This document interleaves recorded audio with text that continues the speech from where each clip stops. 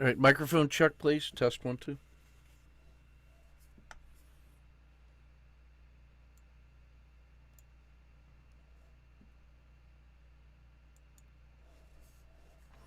Alrighty, let's. Thanks for your patience.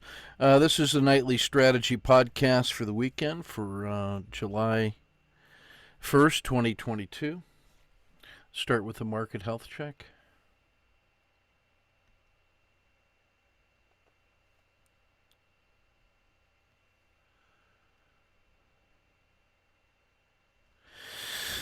Uh, the rebound that we had and the turning point off of the RL10 turn that has become spring here had a little resurgence going into the weekend. That's a positive sign.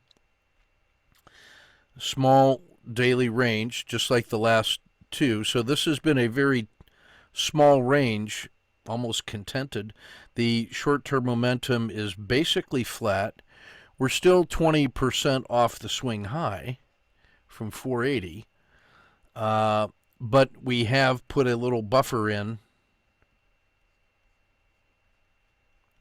to the collapsing dragon and the RL10 and the 10-day low and the rising PSAR. So that's one good sign for the long weekend that we were able to hold that. That was a surprise to me. I thought we were going to see much more of a test and a lot more people go into cash, but that was not really the case. And it actually turned in a bit from close to close. It turned in a bit of a gain, which took the short-term momentum for steeply down to almost flat. So that's a good thing. We've got a shrinking 5-day percent range compared to the 10-day.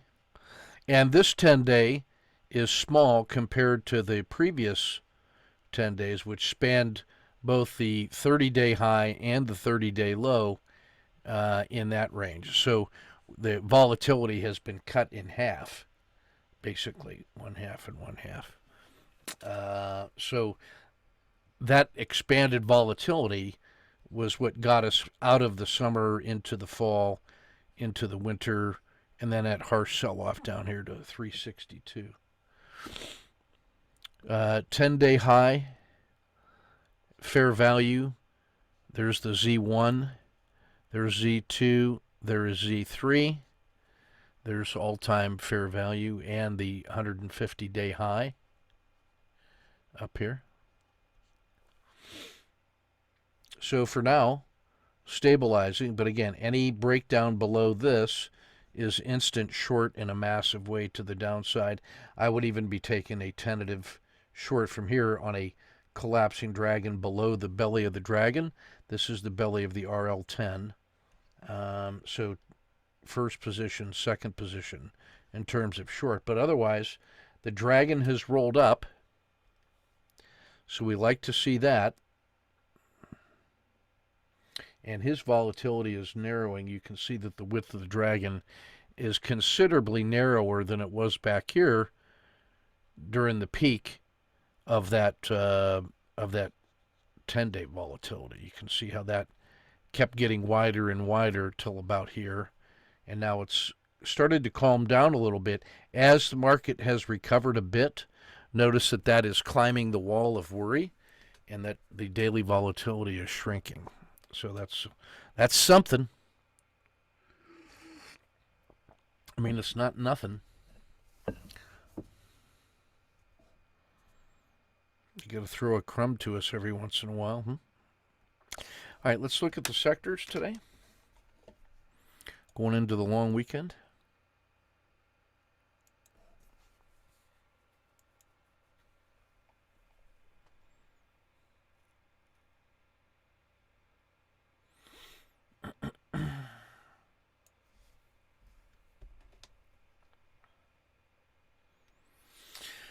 All right, so we had the S&P at plus 1% today. That's a good thing. Diamonds were slightly weaker at 0.98. Treasuries at 0.83. They're now almost at 116. That's good. The Qs 0.66. Emerging markets were below the cut line for the negative.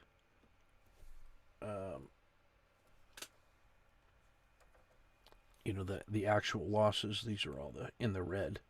So emerging markets was the only losing index today, minus 0.6.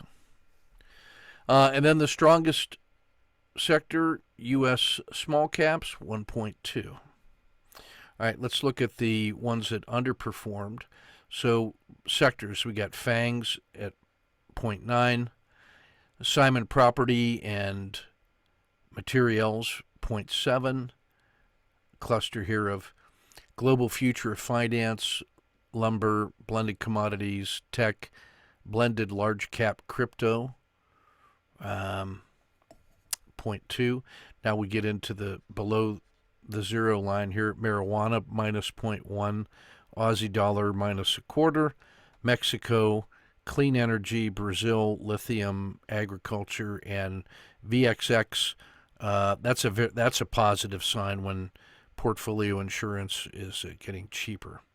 So a range of choices on the downside.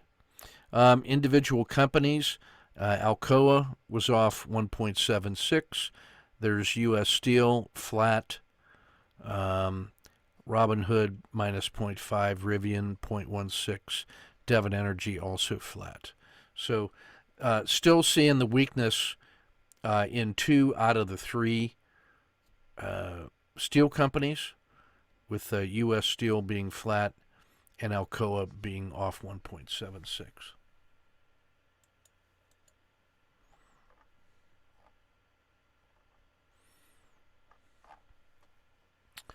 And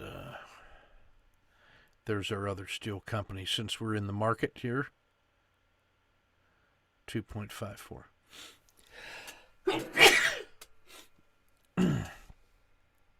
All right, so the S&P, 1.06. Let's see what did better in terms of these sectors. There's oil exploration and the other lumber, 1.1.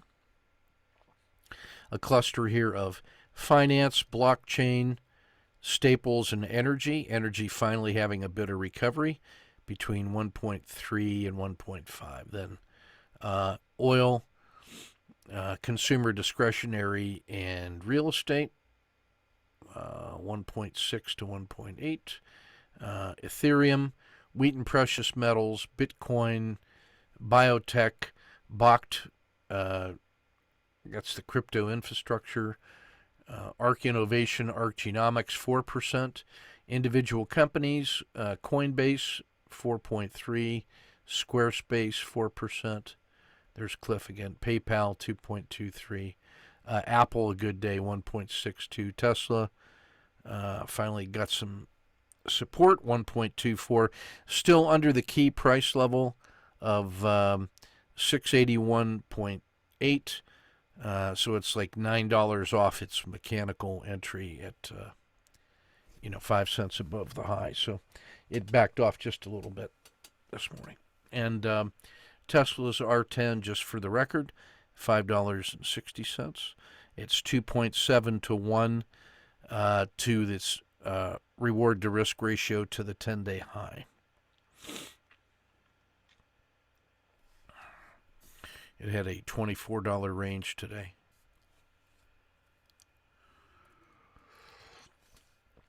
When you multiply 2.7 times $25, it's almost $70 from its 10-day high.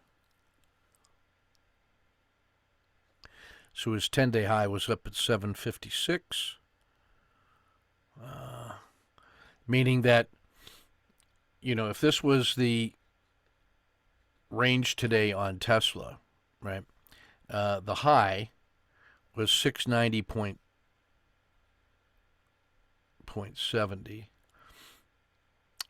There was a $25 range. His 10-day high is up here at 756.21, which means if you just use that as the unit of risk, one daily bar, There's 2.7 of those. 1, 2, and 0.7. There's 2.7 up to the daily high. Okay. His range stat is $56.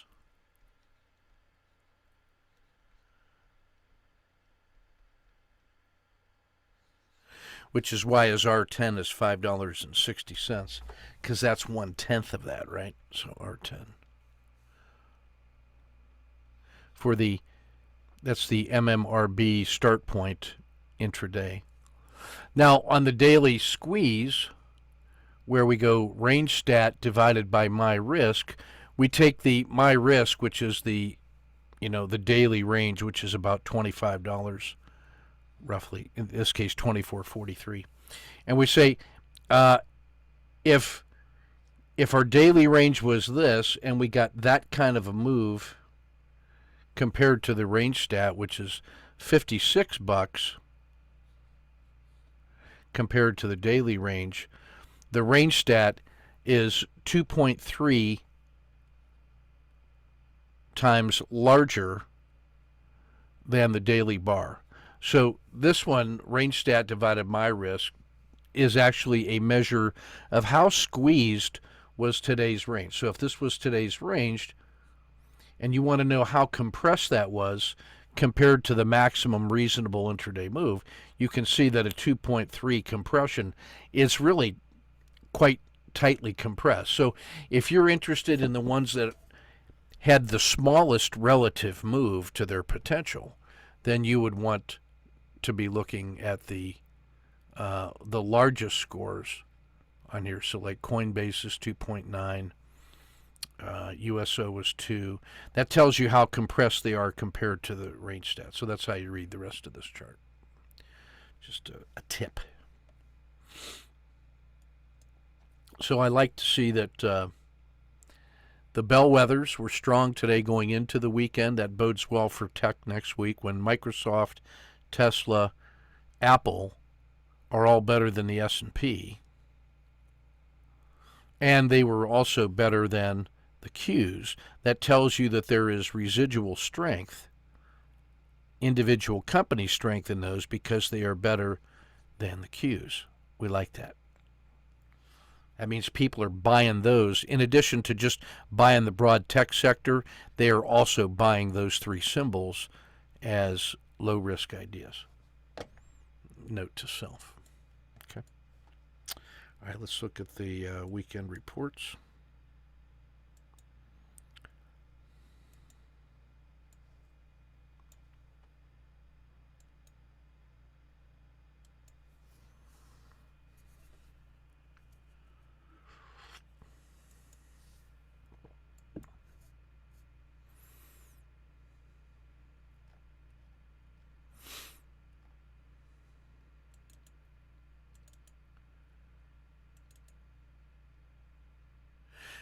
Well, I'm pulling up the reports to give you a copy of it here. Got really good feedback from the folks that were in Jeff and Sanal's dojo. They had 35 people in there, which is pretty cool. And a chance to see some real professionals at work. And maybe we can persuade them to do some more of that in the future. All right, there you go with the... You should have the daily reports now. Or weekend reports now, I should say.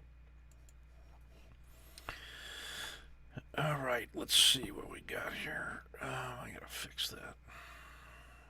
I don't like the way that looks.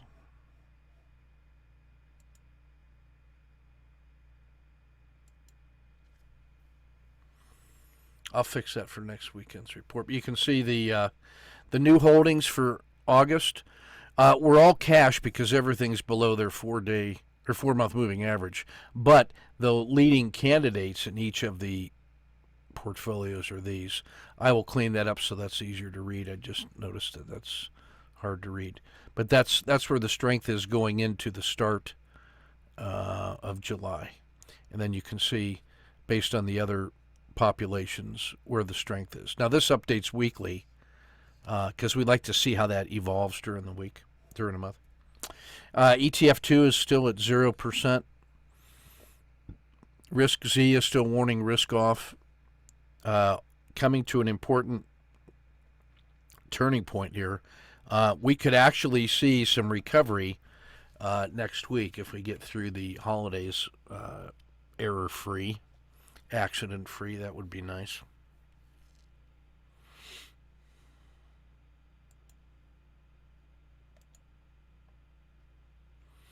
I'm using the simplified charts now on the for the periodic lookbacks at the market just to get a change of pace, see how that feels. So what that means is I'm only looking at the dragon, which is the that little orange ribbon, looking at the RL10, which is the blue, and then the PSAR. Plus we've added the MACD and the percent R.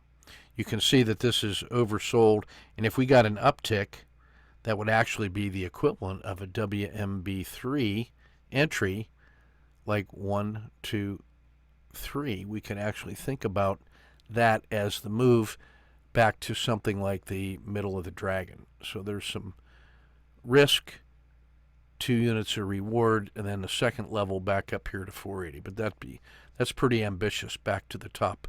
But that's in there.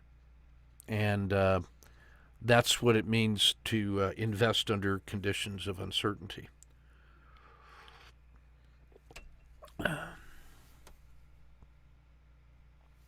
Notice that the size of this move is about the size of that move. This was larger because of the percentage basis, but still, that's how painful the Biden policies have been.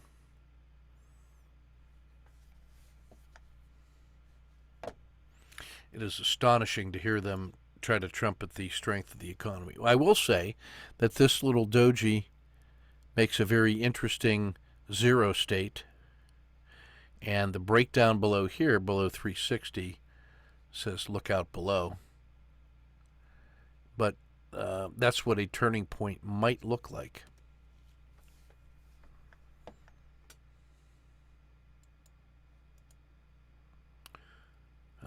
Go to the 9-day. You can see the turning point is, this was failure to fail further, so we got a higher low.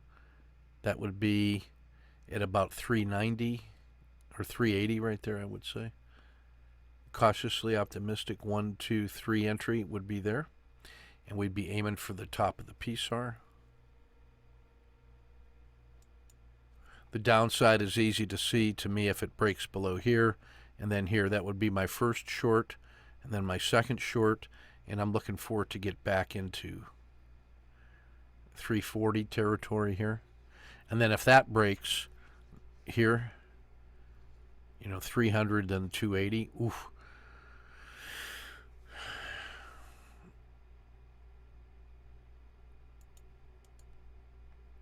The weekly, although the weeklies have the size of the bars have been large, we do have higher lows and 2 higher highs.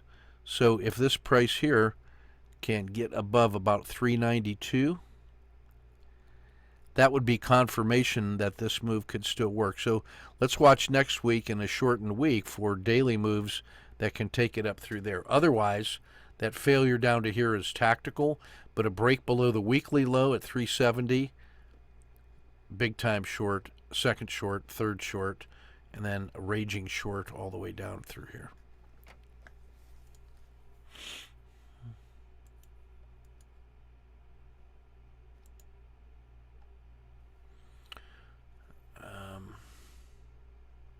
The last 3 days we saw on the daily were really tightly compressed.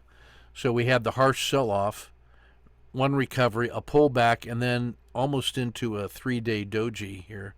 So that sets up a compounded critical state.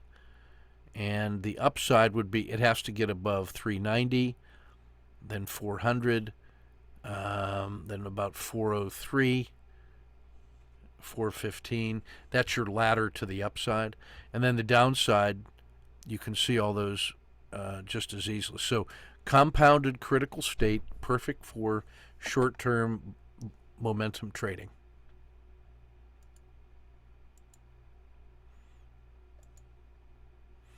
And you can see that really clear here.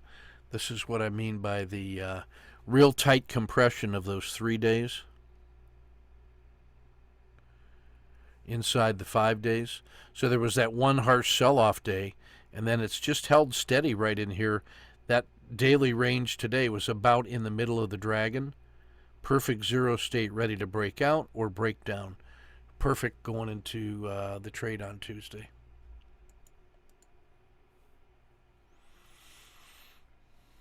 This part's easy. The ETF or the BMR portfolio just reminding us how bad things are.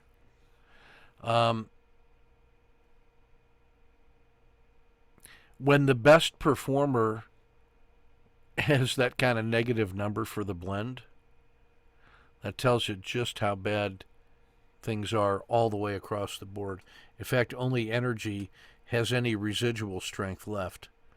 And most of that is from the longer term rebound. This is, energy has taken a real hit too as everything gets slaughtered. Even, Australia and Latin America, which had been strong, get smacked. Treasuries had a little resurgence here. Utilities as a defensive play. And this may be stability in energy. Healthcare has been relatively stable. Not much growth there, but it's not losing like the rest of these. So defense is still in order here.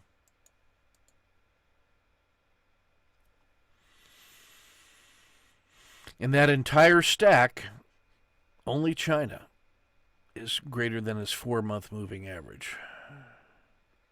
Still has some ground to make up, but it's not Europe, it's not the U.S., or not at war. That's probably what that is. Treasuries. And then discretionary and clean energy just getting smoked.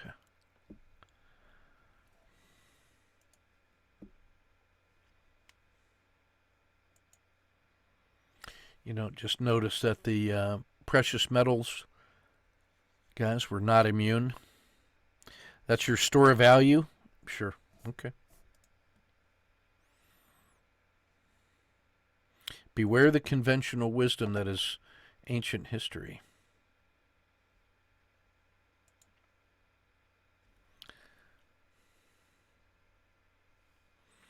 U.S. looking weak.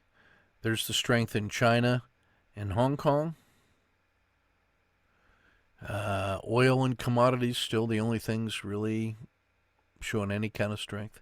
Hedge funds are getting slaughtered because their models are out of tune with an adaptive market. They're subject to the same pressures just like everybody. Being smart is not an antidote, although it helps. Here's some early, this is your interest income here, showing green and white. That's most of your was good, now great. Chance to exploit some strength. When it's all the bonds, that tells you how weak things are. That means everybody's been slaughtered. The only thing left at the top is still the energy complex, but they're well below their 4-month moving average. So tactical trading is in order. We're looking at the ATR percentage here for the very liquid ones. Energy, 5%.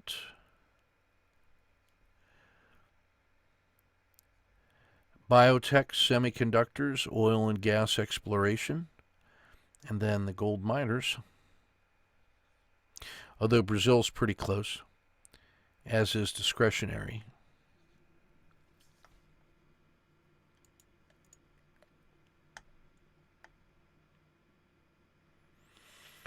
The bottom feeders,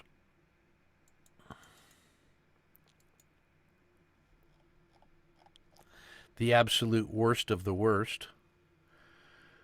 And so sometimes at potential turning points, I like to come down and see who is on sale.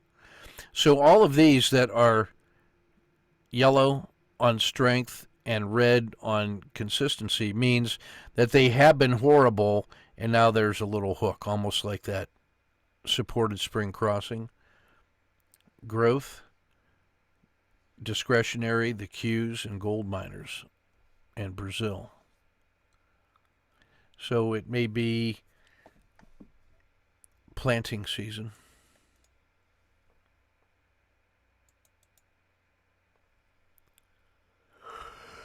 To the daily, sorry, sniper trade of the day.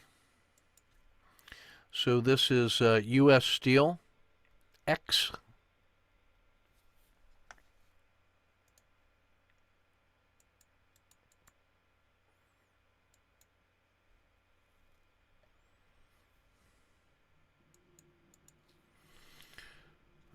So this was the open. This was the open. It moves a standard risk box above this cluster and has like a 1, 2, 3 entry. So I buy it here. Standard risk.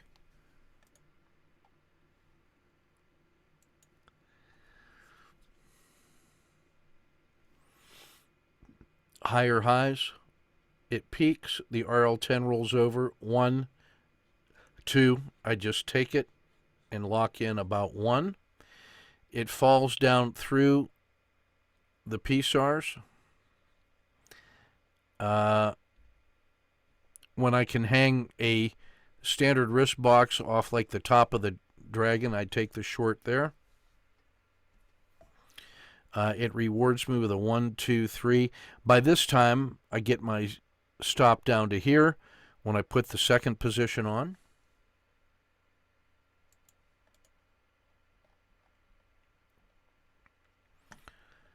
The second position rewards.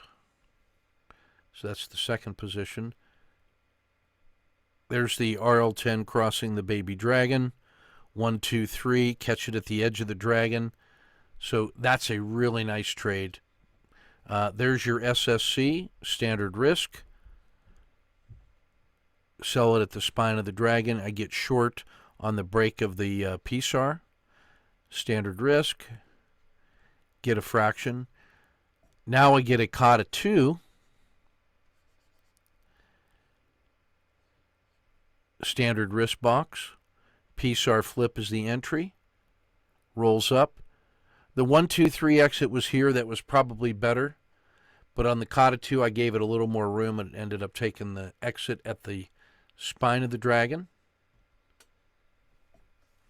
Another good COTA 2 in the pocket.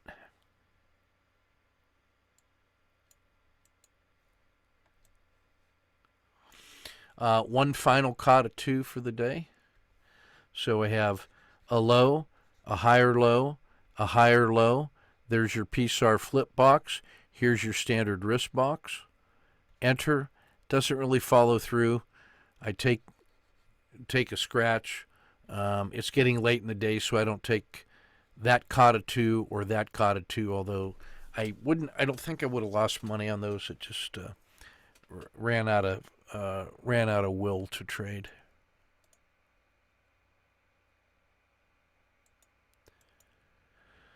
So that's the sniper trade series of the day in U.S. Steel. That big collapse was excellent.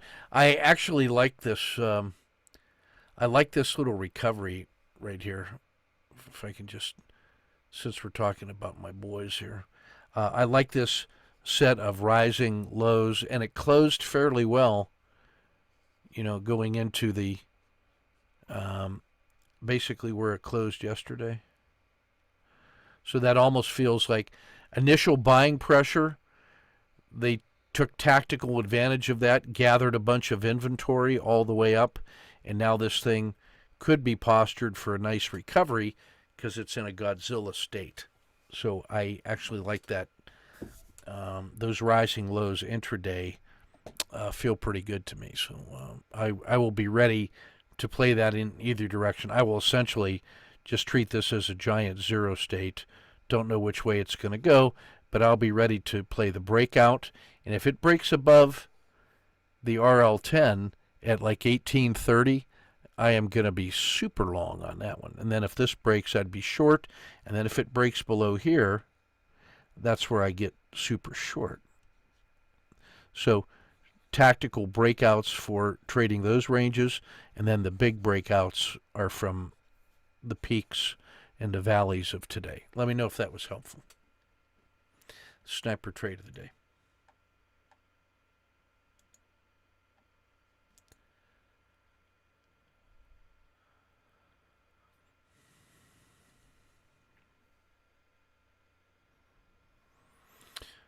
Bearish normal. Slight improvement this week. Getting better up into the high points here. Still cautious on the volatility.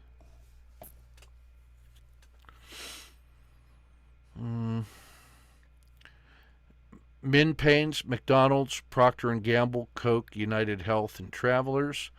Still weakness in Alcoa, CAT, Tesla, natural gas, oil exploration, metals and mining as a quick down and dirty of strongest and weakest sectors. Only a few dojis today. Handful of auto framers. A couple 5DDs in Alcoa. I'll certainly be on those and frame those this weekend. Caterpillar and Cisco 5DD and 3M 5DD. I like Alcoa when it is a 5DD and 2.3 to 1. The RSI 2 value is 2, and it's one of the worst performers in this stack. That feels like a washout and maybe ready to break out or break down further. I treat that now as a compounded critical state in Alcoa. Standard frame for that one. You'll see the Intel. Intel was especially weak today. Notice that his index value was super in the red. That means he broke down below those. That's an automatic alert to me. Whereas Coke and McDonald's had breakouts to the upside, as did Procter and Travelers. Those are all exceptionally strong signals in both directions. So I'll be looking at those carefully. In the ETFs, kind of the same thing. Here's a big breakdown in silver. Cautious breakout to the upside in treasuries and in utilities. Just a handful of dojis. Still plenty of auto framers to work with. Clean energy was horrible today, and it has a long history of being horrible. So that should be on our short list of framables. So what we're doing now is looking at things that we want to frame for tomorrow night's swing trade session. Lots in the auto framer to choose from that are better than 2 to 1. The commodities, oil exploration, oil and Chevron and energy. You got to love that they're poised. The strongest sector has had a sell-off and is starting to recover. Tesla, 2.7 to 1. Tech and discretionary, 2.5 to 1. Alcoa, U.S. Steel, emerging markets, Cliff, Brazil. All my buddies. That's my whole stack, all in great shape. I'm going to have a lot of fun this weekend.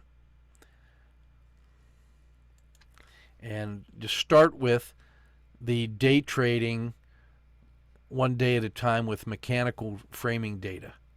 Start with those. It tells you the mechanical entries, initial risks, what the 10-day high is, and that tells you what the reward to risk is on a test of the 10-day high. Standard work. If you're not framing those, you're missing the opportunity to learn valuable lessons. And now this ought to grab your attention in a large, screaming way. The only two symbols that are officially squeezed on their daily chart, meaning they're exceptionally compressed, are Tesla and oil. Holy smokes, the most important stock in the world, and oil itself are compressed into a tight little doji ready for large breakouts in either direction. Dudes, that's a screaming attention signal right there. That is a wake-up call.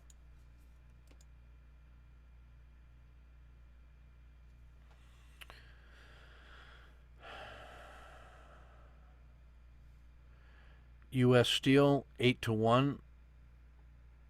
Walmart, Apple, 5.5-1. Metals and mining, 5-1. Food, almost 8-1.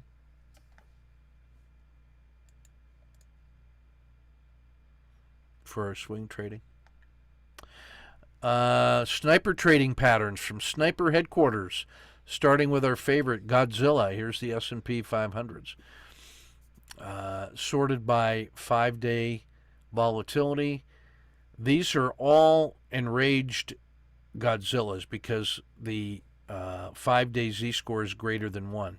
So these are already large and moving. So I like to look at the 1-day to find out which ones had the biggest 1-day move. CLAC and LRCX. Teradyne. HPE. So those are things that had large moves today based on the relative size of the 1-day move. These other ones are kind of stealthy. Hewlett-Packard is kind of in that condition too. So there's some good strong tech. Teradyne is like a chip maker. Hewlett-Packard, Applied Materials, Nike, Advanced Micro Devices. Super quiet. That could be a stealth Godzilla ready to happen right there. Nice. In the tactical symbol set, only Global Future of Finance and Bitcoin. Both are stealthy.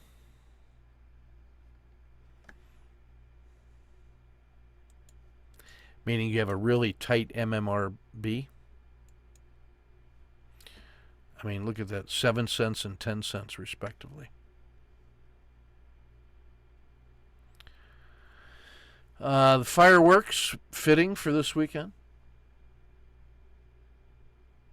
AT&T, General Mills, Humana. Boy, hard to get better than that with a very quiet 5-day. Man. That's something that popped way to the top into the tiniest little 5-day and 1-day doji you could ever want. HUM. Let's should we take a look at that? Just see what that phenomenon looks like? Why not?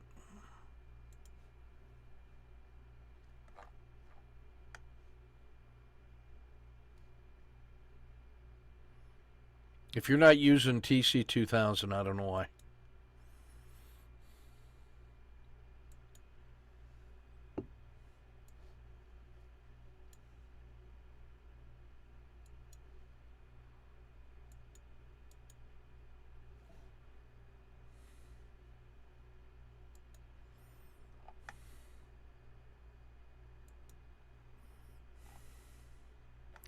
Yep, that's what he looks like right there. Humana.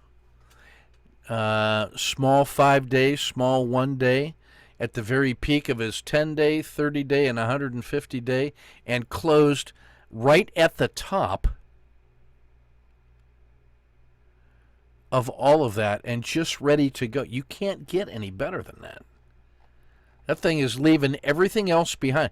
Look at all-time high and ready to go. Just quietly moved into that position.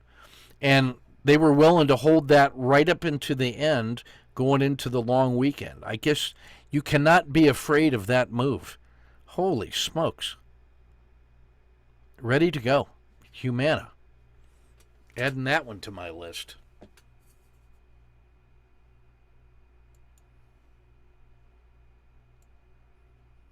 That's what a fireworks move looks like. And a 6-cent R10 on it. Not painful at all. The fence sitters, these are the ones that are in the middle of their 30-day and 150-day trading range, have an exceptional Z5 volatility, so they're extremely volatile already, meaning that the Humpty Dumpty has started to fall,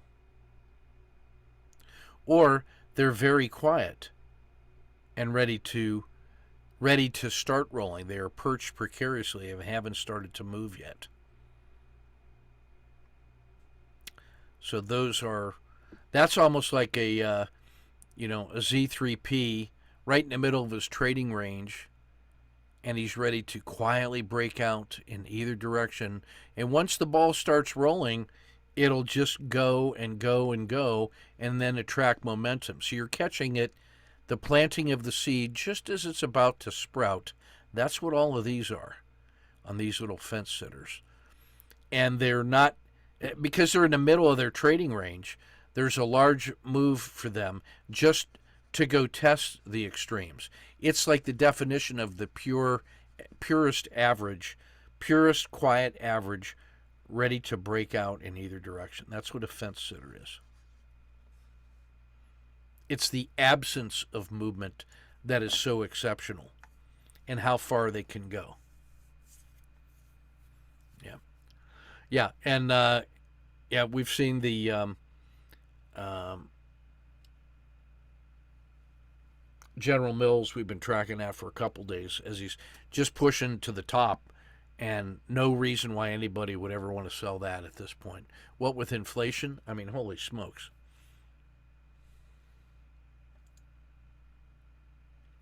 There's all your stats we've seen. We just saw those already. Here's the stats on your on our trading, our tactical trading set.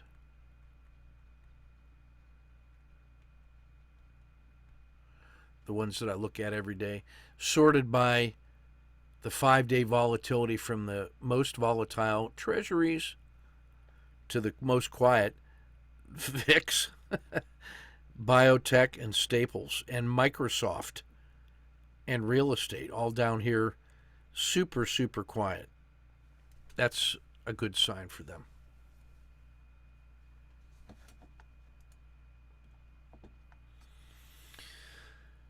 This one was a screaming alert to me today. You'll see this on the tactical trade, and this is pretty good here in Procter, Coke, and McDonald's. There's more of that coming for those two, especially Johnson and Johnson, Home Depot, Boeing. You should always look for these bright greens and bright reds. Those are important breakouts. So when you have a standard trading range of any look back period, and the highest high is 100 and the lowest low is 0, when today's price is contained within there, it's going to be between 0 and 100, and we color code it in the usual way. But when it breaks out above 100, it gets that bright green saying, whoa, exceptional breakout of the previous trading range. That's a new thing. And if it breaks out below, hey, that's a new thing, a new breakout to the bottom. When you see something like this, that has broken out below made a new 2-day low, 10-day low, 30-day low, 90-day low, 270-day low. That's an extraordinary move in Intel and silver. Those are significant. The 10 days are pretty significant, but not nearly as significant as those long-term breakdowns.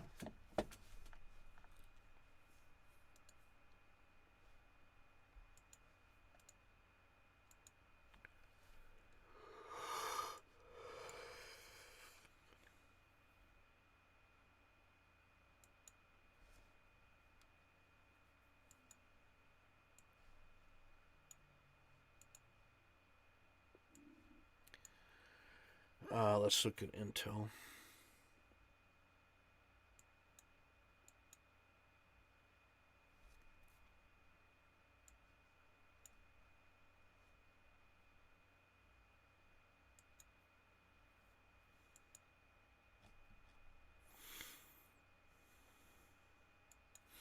So I'm looking at Intel here on the 3 different time frames. This is I'm looking at weeklies on the left-hand side.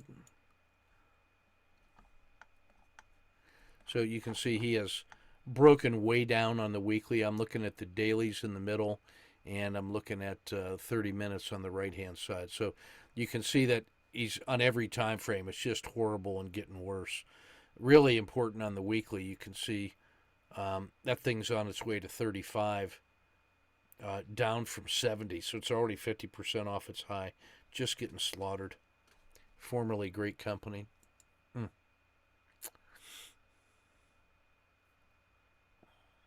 right, let's look at, let's roll to some sniper trades.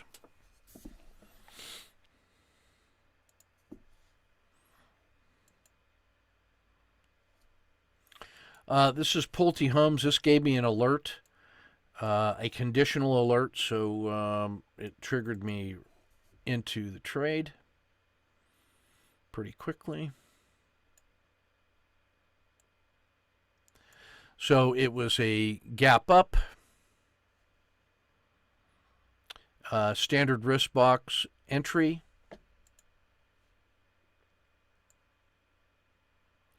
standard exit for about 2R,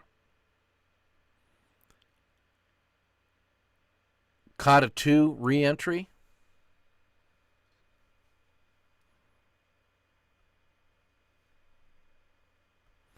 so I'm looking at this, that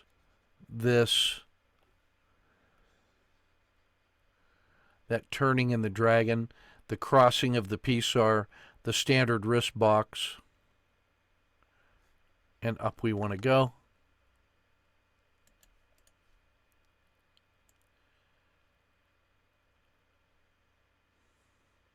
Standard exit at the PSAR, check or hold.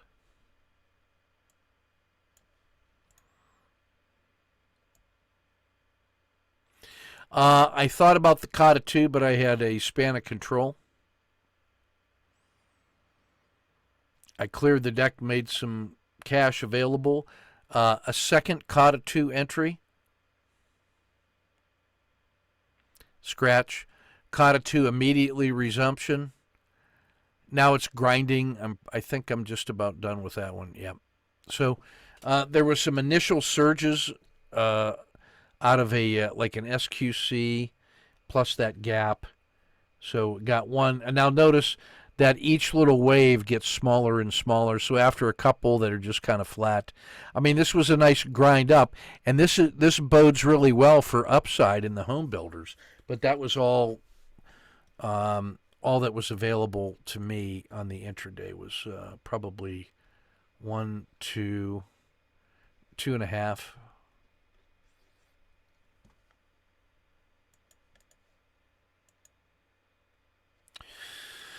This was Intel. Those breakdowns got my gave me a TC 2000 alert. There was the PSAR flip at the open, the big gap down and a sell-off. Standard work after it left the 3-minute. You know, this was the opening range 3-minute. Then it broke down further, so I'm just short with a standard risk box, check or hold. By this time, I'm ready for another one, and my stop had better be like right to about there.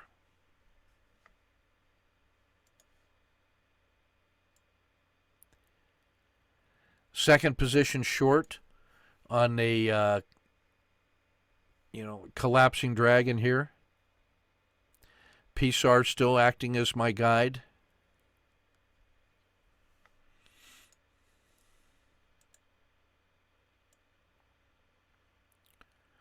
Standard exit.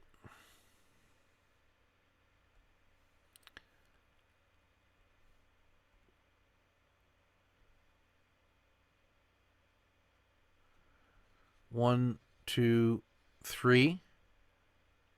1.5. So 1, 2, 3, 4R to this one. And now, what would we call that entry?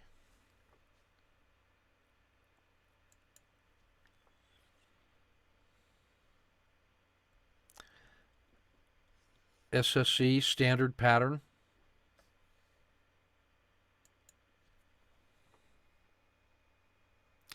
The entry is because it's an SSC, not because it's standard stop and reverse. There's no standard stop and reverse. It's an SSC. Because of that harsh winter, and here's some uptick, SSC.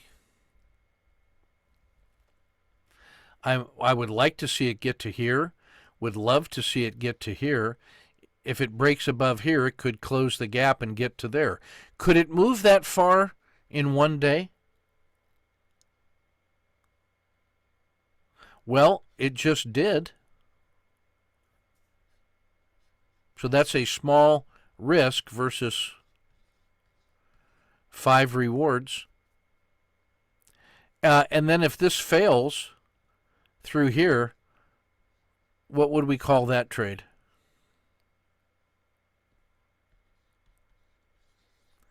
Collapsing dragon. So we have the minimum manageable risk box in here, the uncertainty. And we've got VUCA. We certainly have volatility. We have uncertainty because I don't know, is this going to recover or is it going to fail? I don't know. That's uncertainty. Is the market complex? Always. Is this either, the ambiguity here is that this move is either a dead cat bounce, which will cause all of the guys that were short to come in and short it again, or this was an exaggerated sell-off, and this is confirmation that the buyers are now in charge. So that little price move right there is perfectly ambiguous. So we have volatility and uncertainty and complexity and ambiguity because this tells us it could go equally likely large in either direction.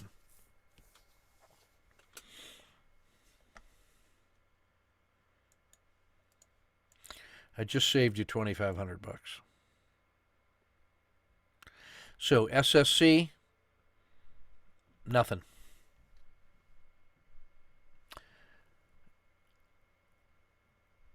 I mean, it tried, got flat, tried and got flat, and the PSAR just says, hey, you had that much time. You had from here all the way to there to do something, and you didn't, so we'll just get out of that trade. Failure to follow through. Short, scratch. Now this is getting interesting to the upside. Now this was failure to fail further. It did not. Failure to fail further is information. This is supposed to have failed large just like that did, but it didn't. It went sideways. This was supposed to go up, but it didn't. This was supposed to go down, but it didn't. So now what we have is this range compression. Push, push, push, push, push, push. Z3s are pinching. So now any breakout of this could be large. Check or hold.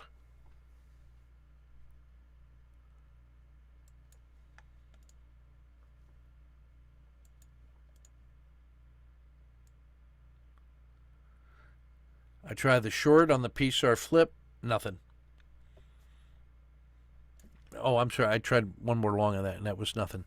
So I got what I could, the 4 on the first one, and then 3 shots at it. It never followed through. That's enough, but I'll be ready for it on Tuesday. Intel.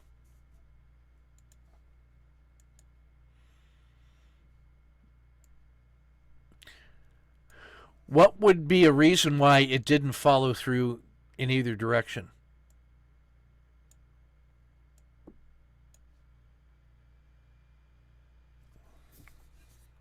Trick question. Doesn't matter. Who cares? I leave the understanding to somebody else. I don't care. Here's a U.S. Steel. You already saw this one. That was huge today. That was the original sniper trade of the day. You already saw that one. Oh, that's another U.S. Steel.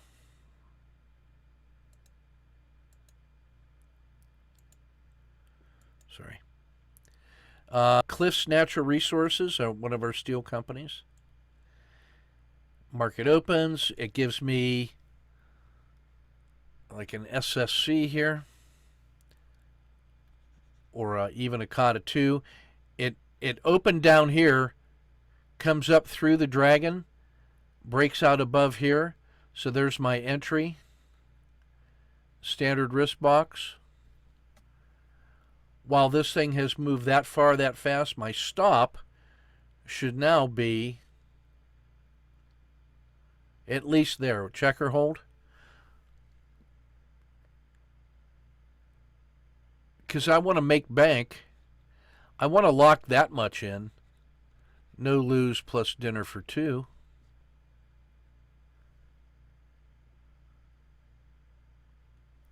And I'll give it that much room to work with. But I've locked in the science project.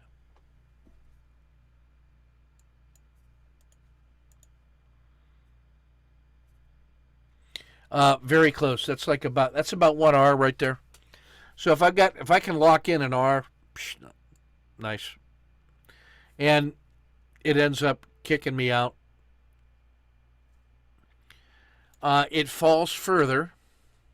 So let me draw this one again. So this one runs all the way up, comes back down to here. So I take it and I lock in that much gain.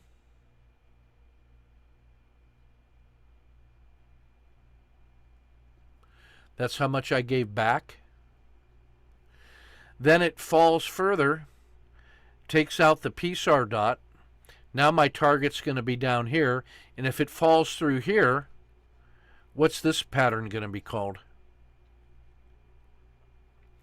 Collapsing dragon. So this is like a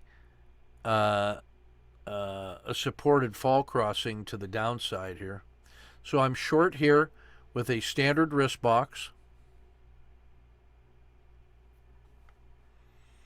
So there's my standard risk box.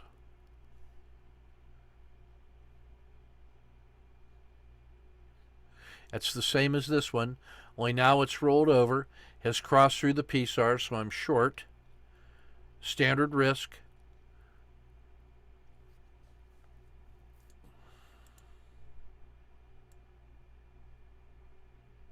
Holy smokes. That's the same move that U.S. Steel was experiencing. So there's 1 unit of reward or of risk. So that's about 2. That's about 2R. I probably gave back a 1, 2, 3 and a bad fill, so I gave back 1. Had 3 in hand, maximum favorable excursion, gave back 1. Now, what's this entry going to be?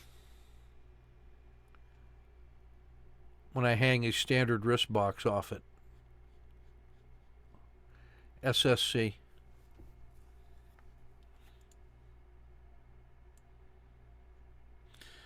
Failed. Stop and reverse short on a COTA 2. So, here's the SSC, or the SFC, fails to here. Here's the SSC. It doesn't work. It rolls over, so I scratch it. It then hits the PSAR, so now I'm short. If it breaks below here, I'll be double short. So there's my tactical trading advantage.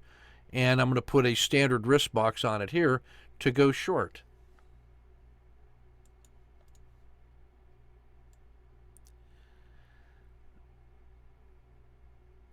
Fractional loss. I will then take the COTA 2, swing low, higher low.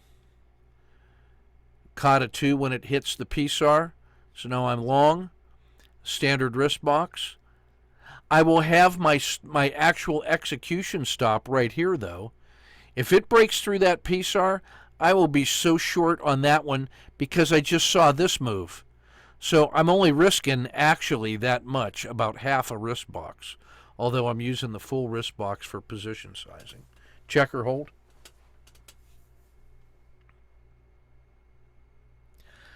I'll just hold my breath until it gets above the emerging dragon. So that's the tactical uncertainty space right here. Well, I wonder, is it going to go up? It has to get above here, then it can go.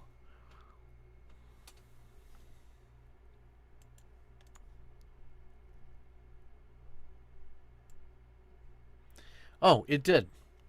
What do you know? That one moves pretty quick.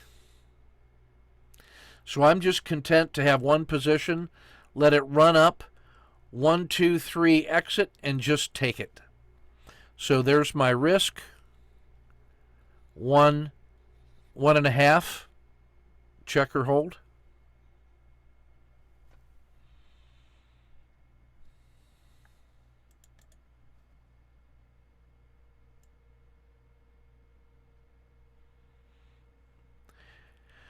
What would we call that entry?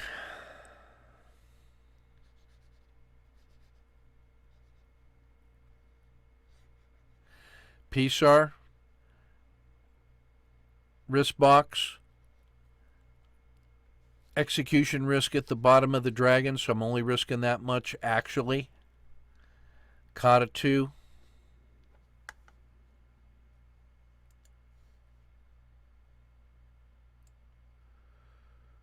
Nothing. I missed the re-entry.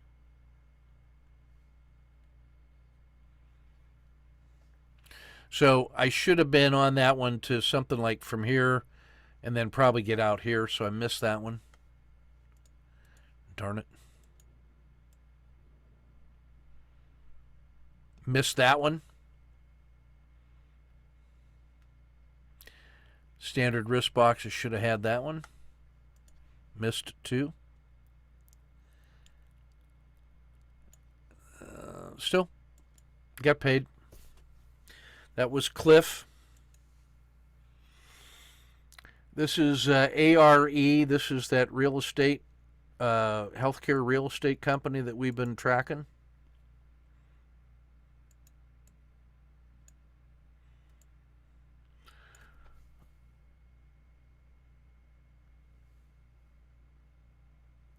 Gap down, crosses the dragon.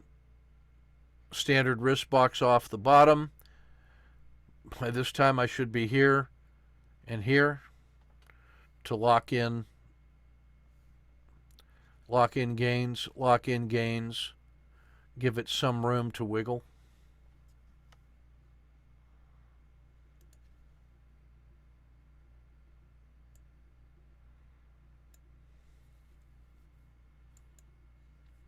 Standard 1, 2, 3 exit at the edge of the dragon, check or hold.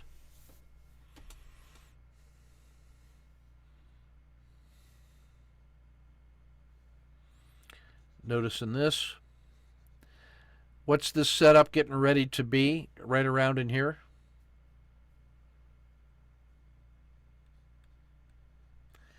K2 forming. So as soon as this PSAR comes down and the price goes up through it somewhere in here, I'm hoping to see a Kata 2 to the upside. And then I'll put that same standard risk box on it like I did over here. Waiting to see confirmation. Taking out the PSAR. Entered.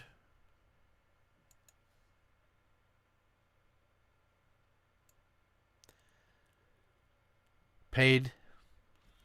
Another R. Check.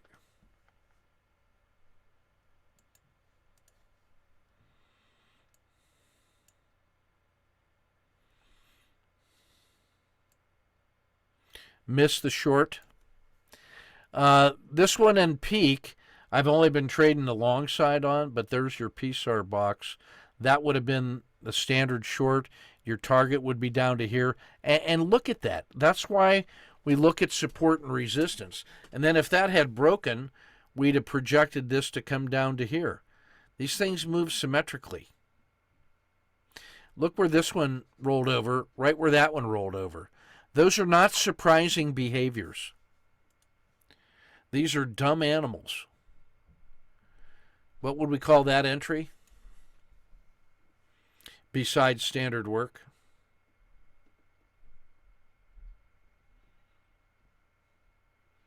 Just probably caught it too. Now, I'm going to take, see, now this comes over here to here, and that went from here to here. Where could this one go? Right to there. That would be the least surprising move. If it gets above there, then I'm really interested in it. But if this gets to here and starts to fail, I'm out. If it only gets halfway up and starts to roll over, I'm out because I don't believe in it. Like this thing could just as easily come down to here. I don't know what it's going to do, but I don't have a directional belief. Don't need one. Just gets in the way. Quick loss. Miss the short. But again, I've been committed to the downside on this one. So there's your PSAR flip box. That could be the short. And then my target should be here with the second short here. But I've been playing these only on the long side. SSC. It's not a COTA 2 because it's got lower lows. So this is even more concerned about this one. I have even less belief in that one, but it worked.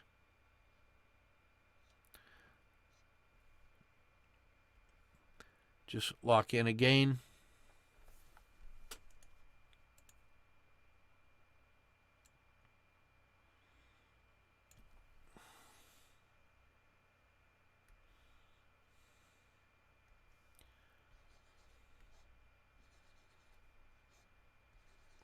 The least surprising move.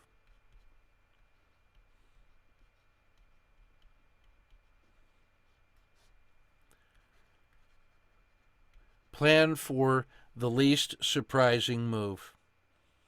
Don't be surprised when the least surprising move happens. That it's in the name. The name is a giveaway. Missed. God, man, I missed a lot on this one.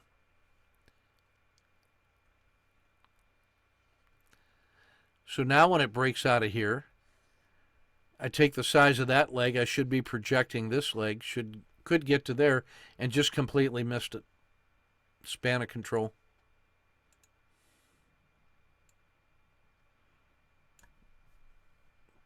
Almost to the letter.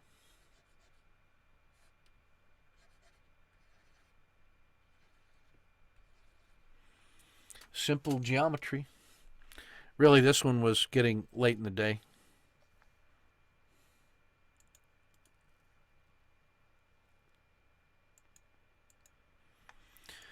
Health Peak, this is the other healthcare real estate. Same entry. This one was not as strong as ARE, his peer. I mean, it ran up and came back, and I was able to capture this piece, but gave back a lot.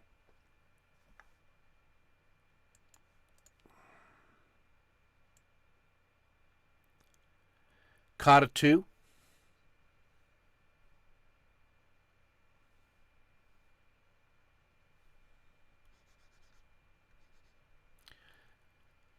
Standard risk. If it breaks above here, now it's very interesting. If it breaks below here, that's a CD. This is the tactical space. Don't know what it's going to do, but I know what I'm going to do. Quick loss. COTA 2 re-entry. Micro win. Miss the short. COTA 2 re-entry. Scratch. Miss the short. COTA 2, maybe a COTA 2 entry. Micro win, 1R win. Kata 2, scratch, Kata 2, +1. So that was a grind, you know. So let's count. This is probably 0.5 minus 0.2, 0.2, so those cancel. Scratch, 1, scratch, 1. So maybe 2.5, round it to 2. 2 the hard way. That was a grind. That's running out of gas. But the sell-offs are measured. There's no panic selling in that thing. So I kind of like it for that reason. It gives me incremental upside and very little downside. I can live with that. CME. This is the Commodity Exchange Group brokers.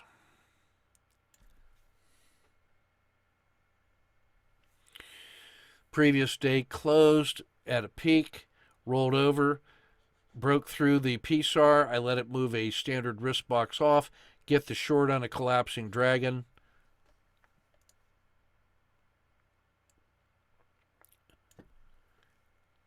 It doesn't really follow through.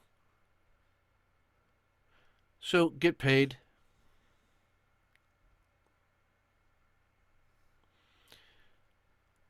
Pick up a little gain. Check or hold.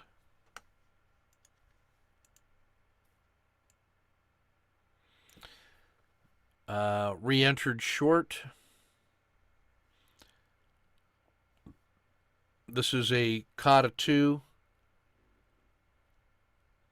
collapsing dragon to the downside, short. Standard risk.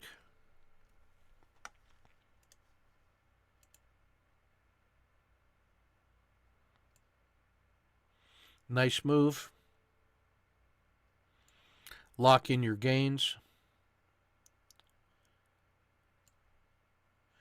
Standard exit.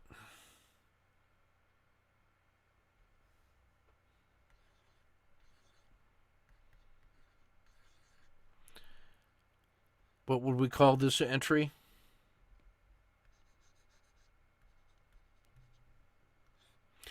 Could it get back to here? Sure. Could it get to here? Sure. That's where it gets really interesting. If this fails, what's that trade? CD.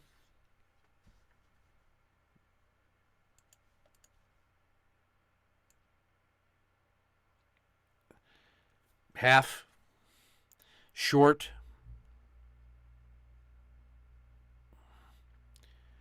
+1. SSC.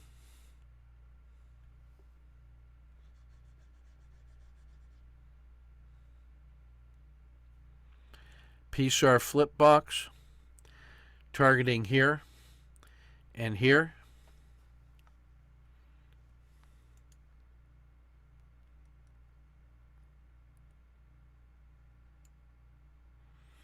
Take a half. Kata 2 re-entry. Take 1. Miss the Kata 2 re-entry. So, again, just climbing the ladder, kind of grinding it, not believing in the trade in either direction. Quick to get in, quick to get out. Brazil, 3 minutes. Big gap down.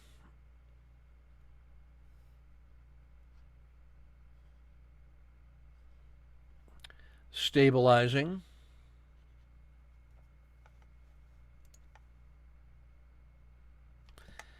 I'm noticing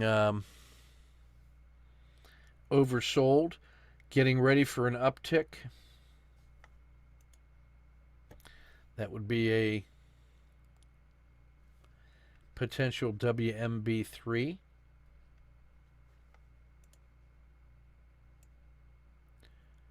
Nope. CD.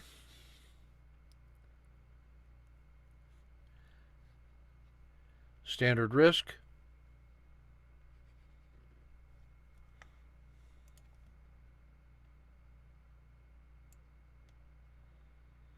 micro gain.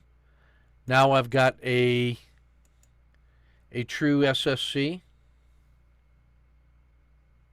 And oversold. Now here's the uptick. That feels like a WMB3 entry right there, but standard risk box.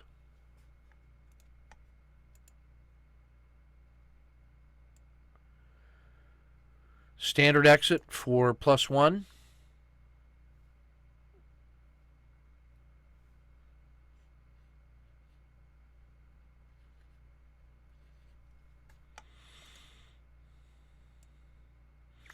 Kata 2 re-entry, scratch. Kata 2 re-entry, micro win, half an hour.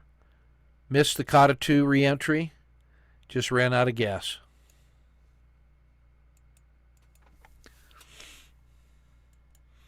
Australian dollar during the day.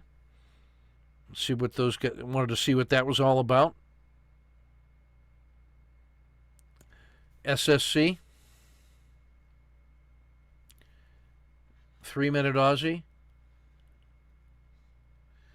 PSAR flip. That is a .001 MMRB right off the chart. I'm not a currency trader, but here I am trading a currency. 1R. Try the short. Quick loss. SSC. Quick loss. Short again. Quick scratch. How does Luke do it? This is hard. Kata 2 re-entry. Oh, crap. Second. Oh, that's why he does that. That's right, because they all look the same leaving the station. 1, 2, 3.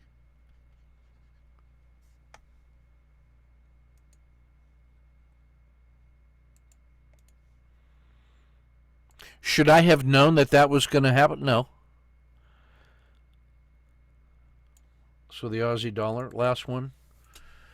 Pulte Homes. Did I already show this one? Yeah, okay, I'm sorry. I think I already showed this. Yeah, we already showed that one. Yeah, Pulte Homes. All right, so those, you saw a variety of sniper trades of the day. You saw broad indexes, you saw healthcare, you saw commodities, you saw currencies, you saw individual tech companies. Standard patterns, all based on psychology. Simple rules, require no beliefs. Just follow the rules. Doesn't matter.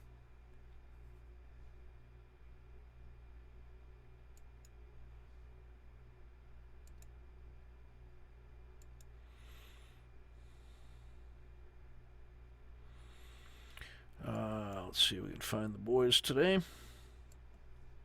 See how they did.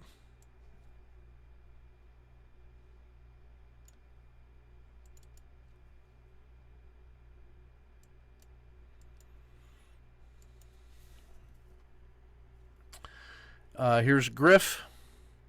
Standard work on EWZ, just collapsing dragon, 2.2. Correct. Quick scratch, correct. Big payoff with a second position. 2.2. Standard work. He and Phil have done a nice job putting together an OWL trading course for Ameritrade.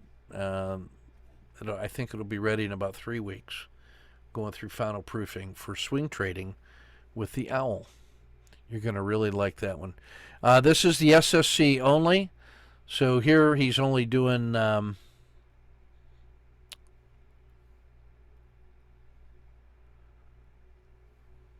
he's only taken the SSC trades. That one was a fail. That one was a payoff, so it still makes money. 2.6 on the integrated trades for all of them. Nice. Let's see. Here's Eugene. He's looking at the gold miners, and he's got a multiple time frame on this one, I think, if I remember this correctly.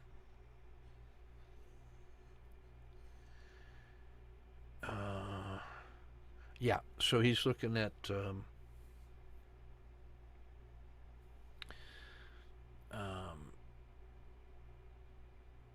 I think he's looking at the weekly charts on this one.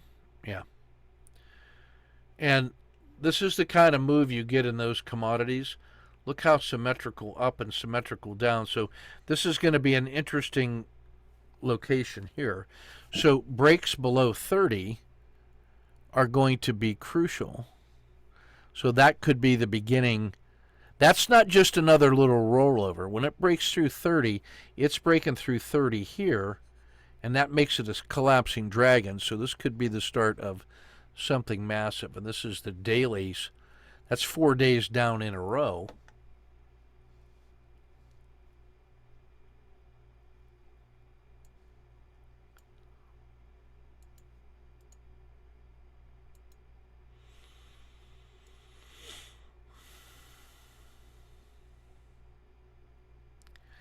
So now he gets it on the 3 minute. And remember that 30, anything below 30 was crucial. So it's already, when it's going into any break below this is going to be interesting. So he plays the gap down and is going for the SSC. That's a quick loss. Stops in reverse, gets paid, and now is ready for that trade. So he's net positive. Notice he's got a really nice turning point identified here to play the long. So he's using multiple time frames to get squared away, and now has a trade that he's continuing to manage. Clear all drawings. Okay. So he gets done.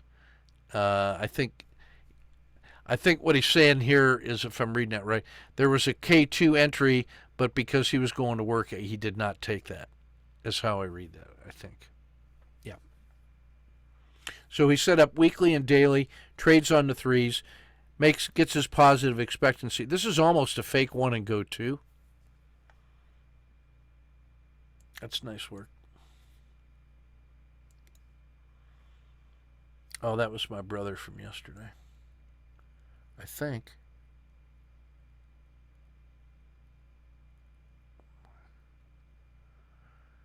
Yeah, that's from yesterday. Well, we'll just go ahead and mark it up. Standard short for his sniper. The crossover of the RL10 and the Baby Dragon gets him long. That confirms the move up. Second position. Here's the exit when the RL10 crosses over the Baby Dragon for 5.5. Then the crossover breaks out above the PSAR long, crosses over the Baby Dragon 0.6, so 7R total.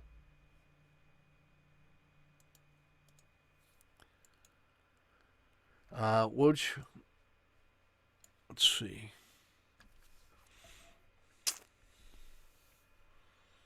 Cliffs, yeah, here was that nice move up. He got the same one I did.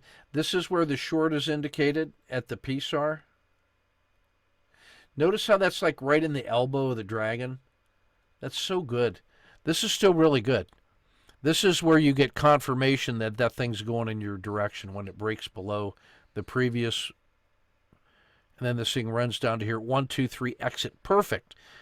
Here's your entry in the elbow of the dragon going this way.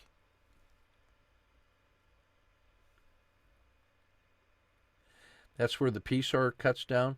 So that's really where you can think about getting long, and then you get paid here. And then exit here. This one, when that fails to go through, go ahead, just take that. This is where you could be short instead of here. And then when this runs down, we want to catch more. Your short could be here instead of here. Then this is your long, where the PSAR flips. That's pretty good, right in the elbow. Got paid, re-entered. That's good. There's one long. Pretty good stuff. That's almost 5R net.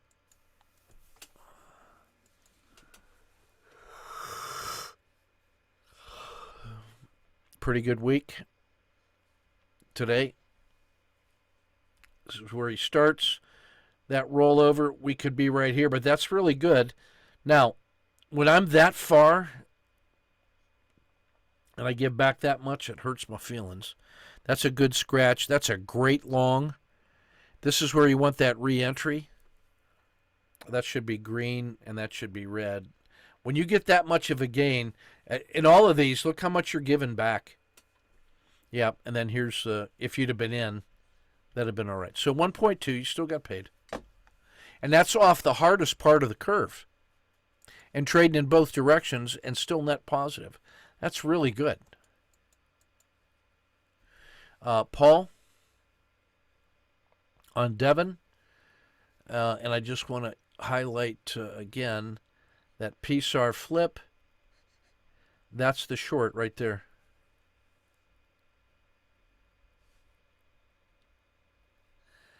Where that PSAR flip hits and this rolls over, there's your PSAR flip box. There's your short. Bang. And there's a 1, 2, 3 or edge of the dragon for that trade, or spine of the dragon, right? And then here's your PSAR flip. This is good patience. When it breaks out, that's pretty good. 1, 2, 3 would be right there. So maybe we could get paid instead of scratch. Since you were like probably 0.3 in hand, let's get paid a little bit and to at least cover our costs. All right, really good work, guys. Be ready to see you tomorrow. 8:30 for the storytellers. 8 at night for the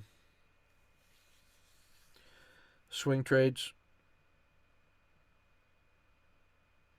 No, 8:30 tomorrow night for the swing trades. Sorry. Okay. And then Sunday for the Euros, 10 o'clock for Creativity 202. So keep up the fire. Hang in there.